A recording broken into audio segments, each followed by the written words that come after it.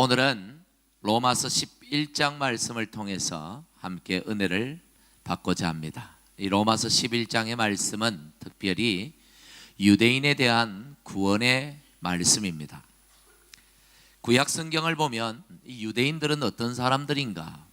하나님께서 특별히 택하신, 하나님이 구별하여 세우신 하나님의 백성들, 선민들이었습니다.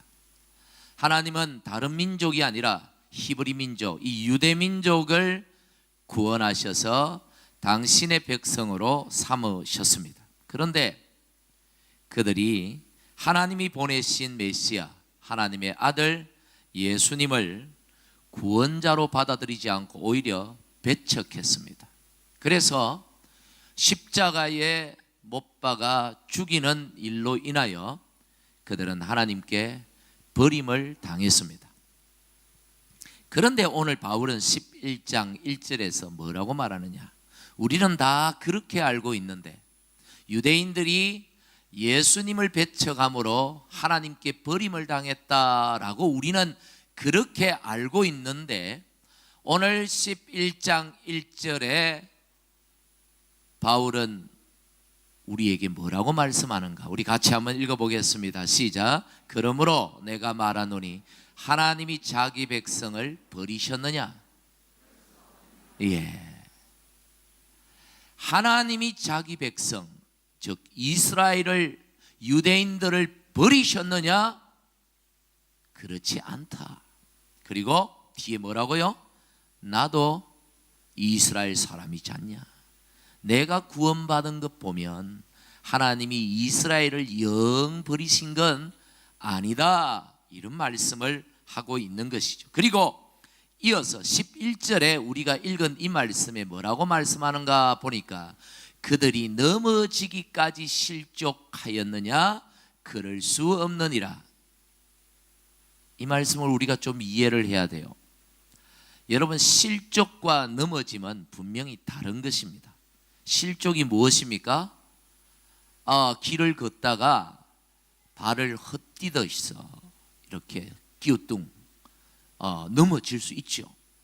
그러나 완전히 넘어진 건 아니에요. 실수해서 발을 잘못 디뎌가지고 그렇게 넘어졌지만 털고 일어나는 거예요. 이게 실족이고, 넘어짐은 무엇입니까?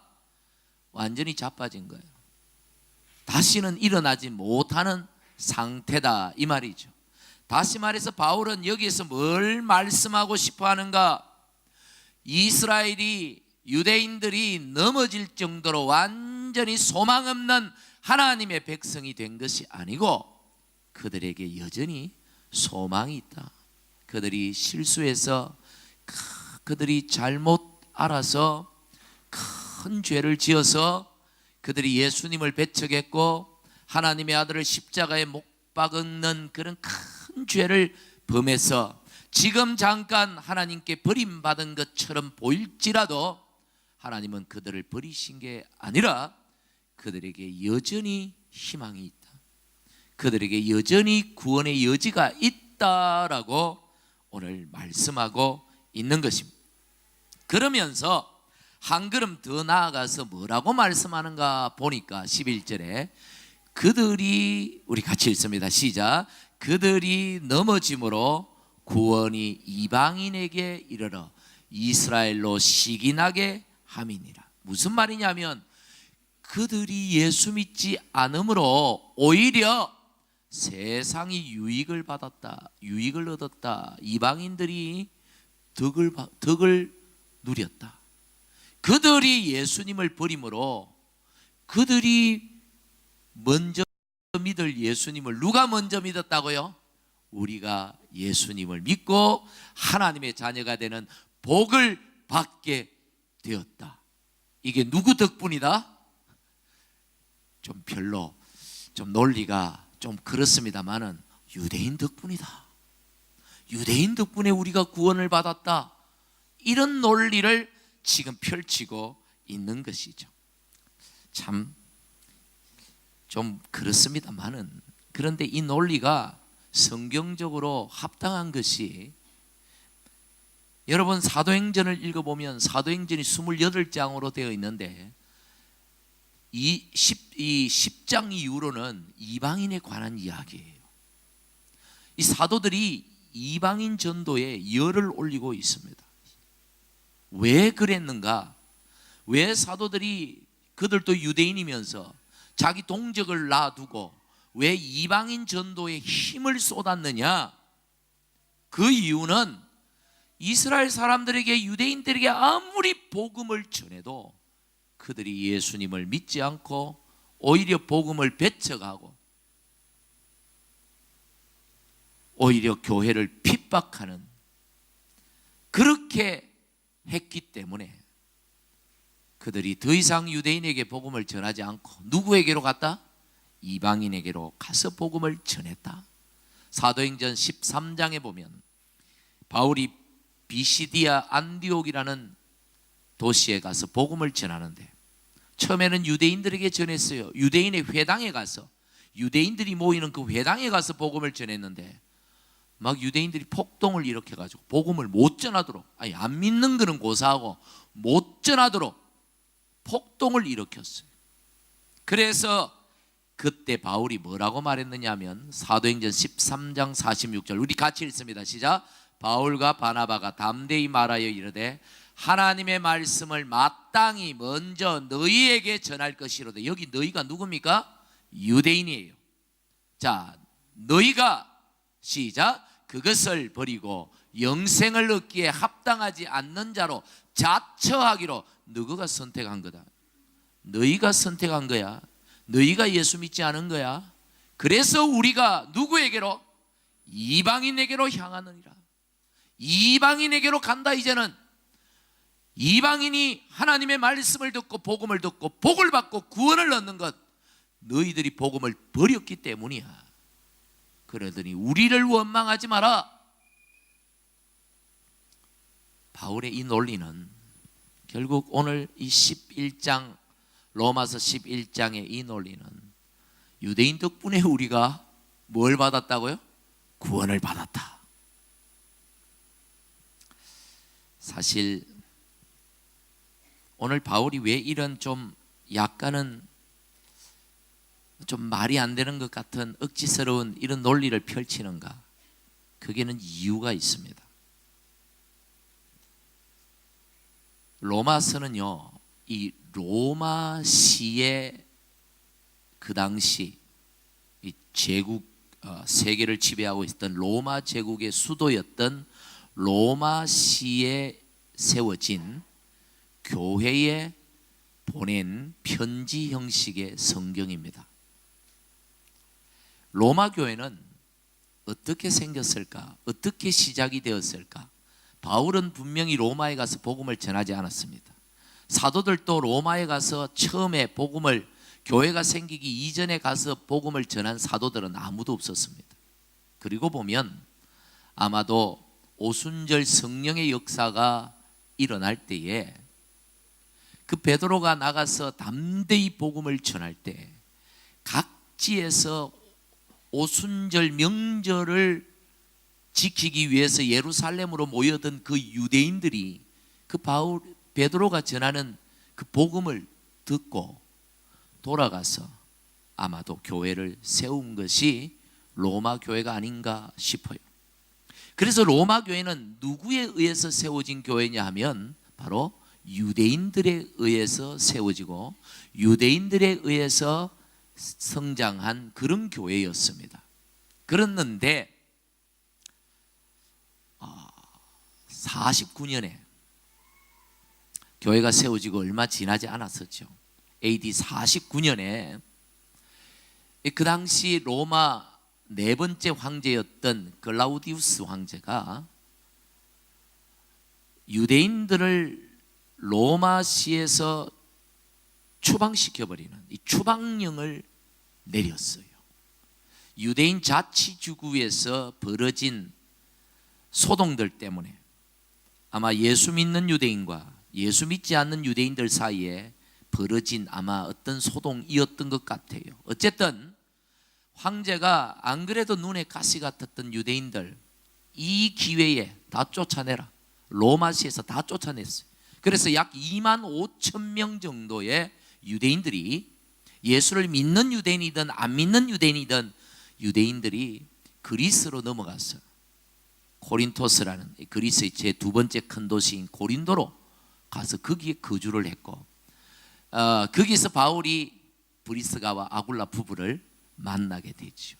그리고 로마 사정에 대해서 많은 정보를 얻게 됩니다. 그러다가 이제 그렇게 되니까 생각해 보세요. 로마 교회가 유대인들에 의해 세워졌는데 소수의 이방인들이 있었겠지만 유대인들이 다 떠나고 나니까 누구만 남았습니까? 이방인들만 남았단 말이죠. 그리고는 이제는 이방인들에 의해서 교회가 운영이 되고 이방인들의 특색에 맞게끔 교회가 성장해 가버린 거예요. 그러다가 5년 뒤 AD 54년에 로마 황제 클라우디우스가 독살을 당합니다. 그리고 그 다음 황제 네로, 그 유명한 네로, 우리나라 그 개그맨 최향락 씨가 그 연기했던 그 네로 황제가 이제 등장을 하죠. 그러면서 추방령이 해제가 되고 유대인들이 다시 로마로 돌아옵니다. 돌아와서 이제 예수 믿는 이 유대인들이 교회로 돌아가 보니까 전에는 우리 교회였는데 이제는 보니까 완전히 딴 교회야.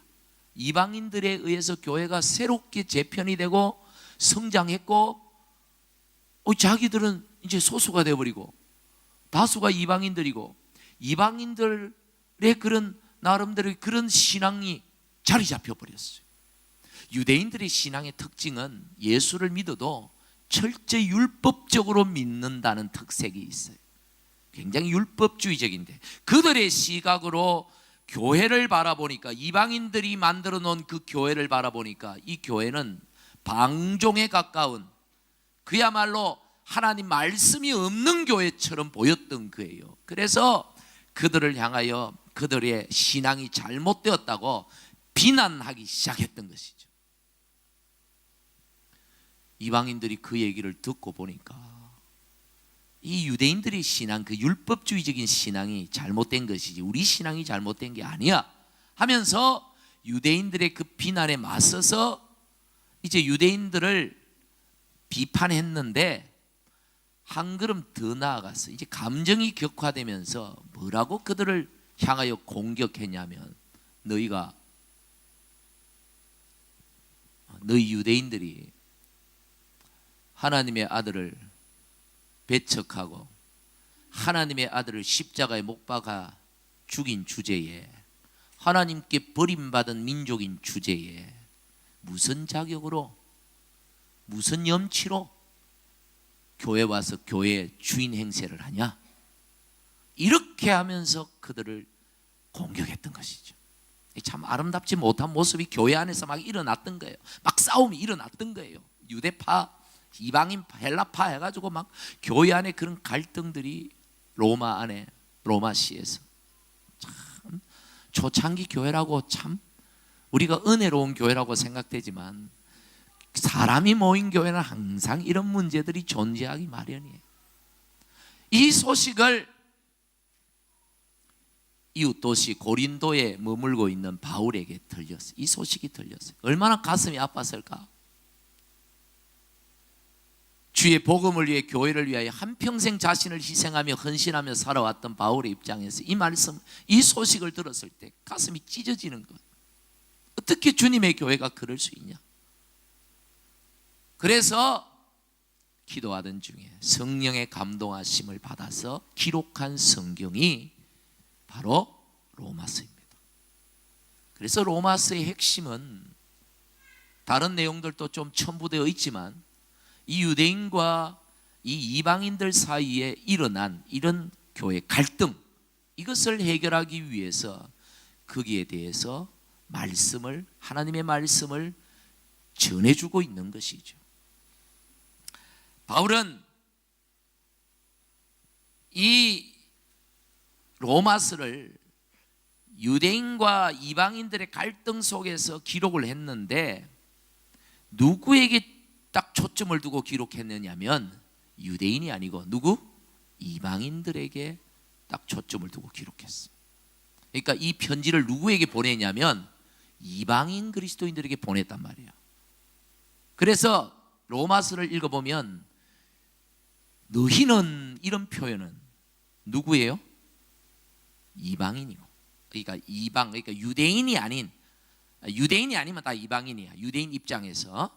그래서 유대인이 아닌 사람들, 예수 믿는 사람들이 대상이고, 그들이라고 하는 표현은 누구요? 유대인들을 지칭하는 표현입니다. 그렇게 알고 성경을 읽으셔야 돼요.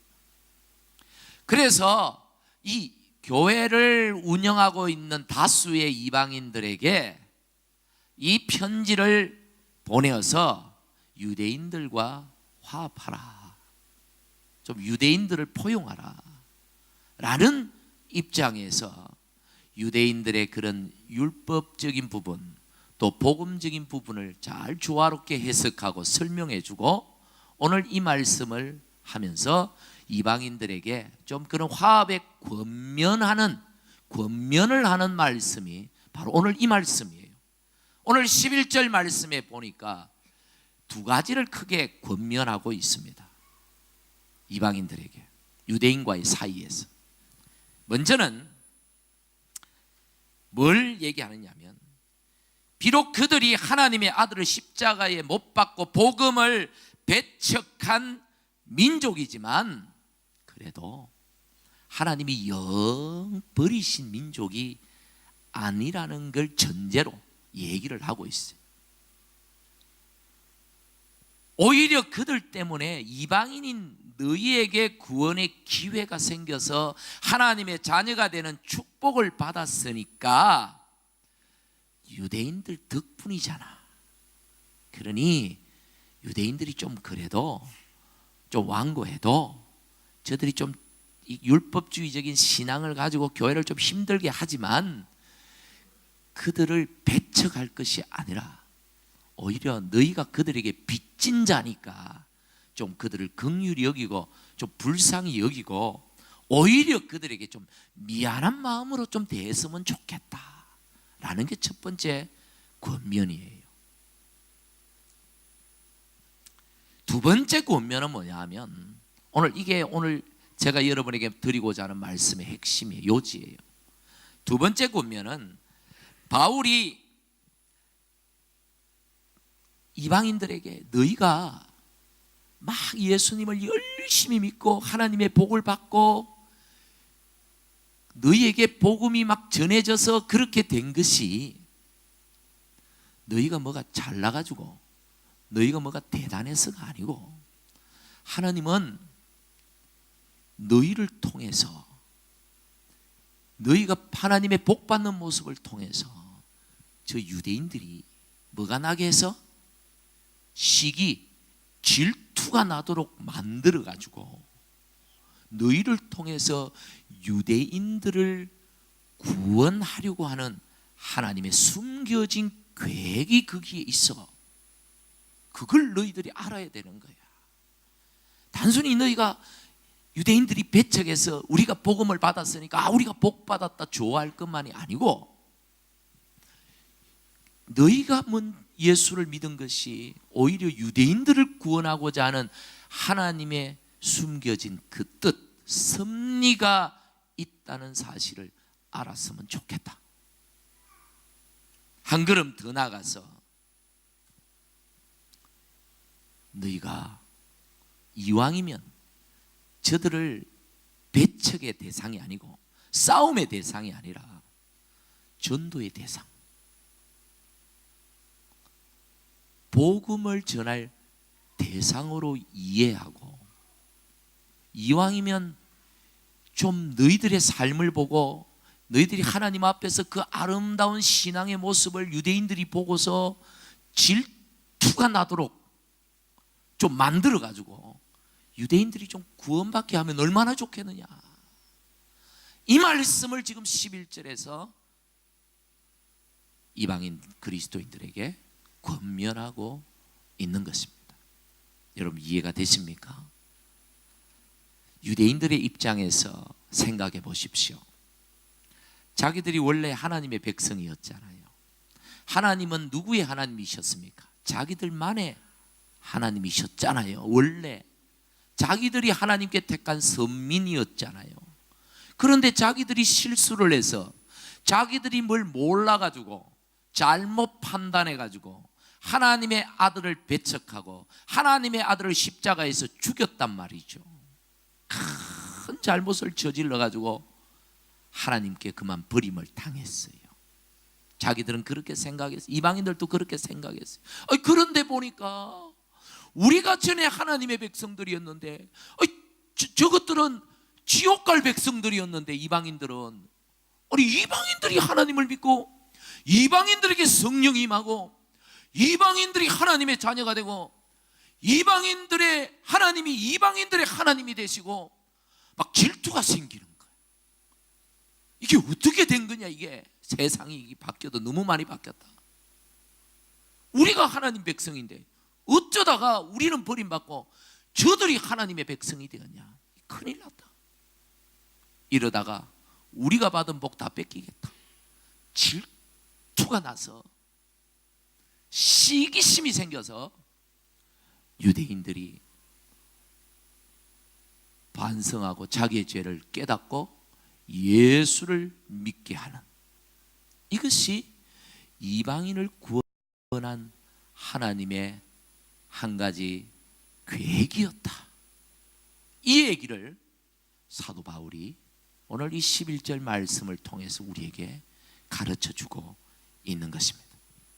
지난 2000년 동안 이스라엘 백성들 중에서 얼마만큼이나 많은 사람들이 예수 믿는 이방인들을 보고 질투해서 회개하고 하나님께로 돌아왔는지 그 정확한 숫자는 알 수가 없습니다만은 분명한 것은 2000년 역사 속에서 또 오늘도 하나님께로 복음을 듣고 예수님을 믿고 하나님께로 돌아오는 유대인의 숫자가 결코 적지 않다는 사실입니다. 이 말씀이 성취되고 있는 것이죠. 이 하나님의 계획이 이루어지고 있는 것이죠. 오늘 우리는 여기서 우리가 받아야 할 아주 중요한 신앙의 문제를 한 가지 말씀을 드리고자 합니다. 오늘 이것이 이 설교를 통해서 여러분에게 주시는 하나님의 메시지인 줄 저는 믿습니다. 뭐냐? 믿는 우리 이방인, 유대인들 입장에서 우리가 이방인이잖아요. 유대인 입장에서 얘기하는 거예요. 우리가 왜 이방인이냐? 호주에서 이방인이지 뭐. 우리 이방인이 이스라엘 사람들에게 질투의 대상이 되고 있다. 여러분이 알고 있는 유대인들이 도대체 몇 명이나 됩니까? 여러분이 알고 있는 이스라엘 사람들이 있습니까? 저는 딱 한 사람 알고 있습니다. 거의 없죠. 우리가 만나는 사람들이 뭐 이스라엘 사람들 만나겠어요? 잘 없잖아요. 호주에 사는 이스라엘 사람들이 얼마나 되겠어요? 이것을 오늘 하나님께서 이 말씀을 주시면서 여기에서 말하는 이스라엘은 단순한 이스라엘은 아닐 것이다. 우리가 조금 더 확대해서 믿지 않는 사람들 전체가 바로 오늘 우리가 받아야 할 이스라엘이라는 사실을 여러분 아시기를 바랍니다. 오늘 이 자리에 계시는 여러분들에게 묻습니다. 솔직하게 한번 대답해 보십시오. 비록 이스라엘은 아니지만 오늘 우리 주변에 믿지 않는 사람들에게 예수 믿는 우리가 질투의 대상이 될 만한 그 어떤 무엇을 여러분이 가지고 있다고 생각하십니까? 오늘 이것이 하나님이 여러분에게 주시는 하나님의 말씀입니다. 안 믿는 주변 사람들이 너 믿는 예수 나도 한번 믿어보자 하고 그런 얘기를 들어보신 적이 있습니까? 그들이 그런 말을 할 만큼 우리들이 그들에게 무엇인가 아름다운 것들을 보여주고 있는 것들이 있느냐 이 말씀입니다. 그들보다 좋아 보이는 것, 행복해 보이는 것, 무언가 그들보다 나은 것이 우리에게 있느냐. 이것이 오늘 우리가 기도해야 될 제목이고 하나님 앞에 회개해야 될 제목이고 오늘 결단해야 될 제목인 줄 여러분 믿으시기를 간절히 바랍니다. 할렐루야. 이런 의미에서 예수 믿는 사람이 저는 복을 받아야 된다 그렇게 믿습니다. 이런 의미에서 단순히 교회에서 복 받아라 복 받아라 그러면 교회가 맨날 복 얘기만 한다고 여러분 그렇게 생각하지 마십시오. 이런 의미에서 뭔가 우리 보고 질투를 느낄 만큼 안 믿는 사람들이 뭔가 우리 보고 질투를 느낄 만한 뭔가가 있기 위해서 우리가 복을 받아야 되죠. 그렇잖아요. 믿지 않는 우리의 형제들이, 믿지 않는 우리 가족들이 나를 보고, 나의 가정을 보고, 내 삶을 보고 질투를 느꼈어. 나도 예수 믿어야 되겠다. 이게 우리의 삶의 정답이잖아요. 부부간에도 좀 믿지 않는 가정의 부부들하고는 좀 더 행복해 보여야 되지 않을까요? 싸워도 좀 빨리 좀 싸움을 끝내야 되지 않을까? 안 믿는 사람이나 우리는 뭐 싸우는 거야 뭐 우리도 인간이니까 감정이 있으니까 뭐 부부 싸움을 할 수도 있지만 믿지 않는 사람하고 똑같이 그 해결을 해 나간다면 풀어 나간다면 도대체 누가 우리를 부러워하겠습니까? 도대체 누가 우리의 가정을 보고 질투하겠습니까? 에이고 예수 믿는 것들 다 똑같다. 그런 소리 안 들으면 다행이죠. 뭔가 우리가 자녀들을 교육시키더라도 양육하더라도 야 믿는 사람들은 좀 다르다. 야 우리하고 좀 뭔가 다르네. 뭔가 좀 부러움을 사고 질투를 살 만큼 뭔가 대단하게 잘 키워야 된다 그런 뜻이 아니라 뭔가 가르치는 방식이 좀 달라야 되고 뭔가 아이들을 지도하는 방식이 좀 달라야 되고 믿지 않는 사람 입장에서 볼 때 우리가 좋아 보이고 참 부러워 보이고 동경의 대상이 되고 질투의 대상이 되어야 오늘 이 말씀대로 말한다면 그들이 우리를 보고 예수 믿게 될 게 아니냐 이 말씀이죠. 여러분 믿지 않는 사람들의 이렇게 욕먹고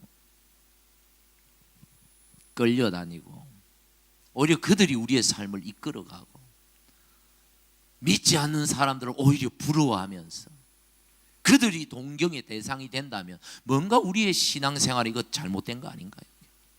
물론 하나님의 뜻이 있는 가난과 고난이 분명히 있기 때문에 우리가 모든 상황을 판단할 문제는 아니라고 봅니다만은 그래도 우리는 이런 기도가 필요해요. 하나님 저를 통해서 우리 가정을 통해서 예수 안 믿는 사람들이 질투가 생겨서라도 예수 믿는 역사가 일어나게 해주십시오. 좀 그런 기도 제목이 여러분의 기도 제목이 되고 우리 모두의 우리 교회의 기도 제목이 되기를 간절히 축복합니다. 일제시대 때 안이숙이라는 여자 청년이 있었습니다. 고등학교 선생님이었어요. 그 시대의 고등학교 선생님 대단한 분이죠. 그런데 일본이 세계 2차 대전을 일으키고 그런 시절 일제 말기 한국 교회의 신사 참배를 강요했어요. 우상 숭배였죠. 일본 신에게 자기는 선생이니까 아이들을 데리고 가서 절을 해라. 아이들을 다 끌고 가서 절을 하고, 자기 신앙 양심으로는 도저히 할 수가 없어요. 나는 일본 신에게 절할 수 없다. 그렇게 거부했다가 결국 평양 형무소에 수감이 되었습니다. 그런데 놀라운 것은 그가 평양 형무소에 수감이 돼 있고, 그를 신문하는 형사들, 그를 만나는 간수들이 이 청년에게 다 매료가 되었다. 뭔가 일반 사람하고는 다른 그 인격의 어떤 고매함들, 뭐 이런 것들 때문에 죄수인데도 죄수로 대하지 않고 뭔가 오히려 동경을 하는 간수들이, 심지어는 어떤 일이 일어났느냐면, 그 당시 평양 도청에 일본이 전쟁하고 있던 시대니까 이 연료 담당 주임이 있었대요. 그 정도 되면 굉장한 실력자고 권력자인데, 그 사람의 아내가 히가시라는 이 일본 여자가 있었는데, 이분이 이 안희숙이라는 이 청년의 소식을 들은 거예요. 나이가 비슷한 30대 초반의 여자였는데, 그런 사람이 있다라는 얘기를 듣고, 죄수인데 일본 입장에서는 지배하는 비지배국의 죄수고 자기들의 정책을 따르지 않는 반동인데, 그 사람을 만나고 싶어가지고 남편을 쫄라가지고 나를 저 평양 형무소에 간수로 좀 취직시켜달라고. 간수가 되면 늘 그 사람 옆에 있을 수 있으니까 한 번씩 면회가 아니라 한번 같이 한번 좀 지내보고 싶어서, 그래가지고 간수로 취직을 해가지고 아는 시어머니한테 맡기고 그냥 가가지고 간수로 취직을 해가지고 매일 같이 붙어 있었다는 거예요. 도대체 뭐가 있길래 그 청년에게 뭐가 있길래 이 일본 사람마저 감동시켜버리는 뭔가 있긴 있겠죠.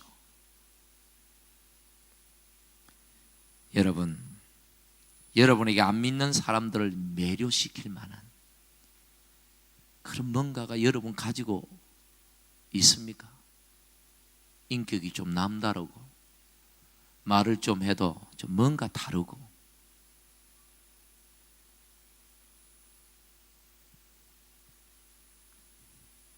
질투가 생길 정도로 그들을 사로잡을 수 있는 그런 신앙의 삶의 매력이 우리에게 있느냐라는 것이죠. 우리는 이것을 놓고 주님 앞에 기도해야 합니다. 하나님, 제 주변에 믿지 않는 가족들에게 저는 얼마만큼 매력이 있는 사람입니까? 저에게 매력이 없다면 그런 매력을 가질 수 있도록 하나님 저를 축복해 주십시오. 저희 가정이 많은 사람들에게 부러움을 살 수 있도록 축복해 주십시오. 정말 믿지 않는 사람들이 우리 가정을 통해서, 우리 교회를 통해서, 나를 통해서 질투가 나서 예수 믿는 자리로 하나님께로 나올 수 있는 복을 내게 주십시오.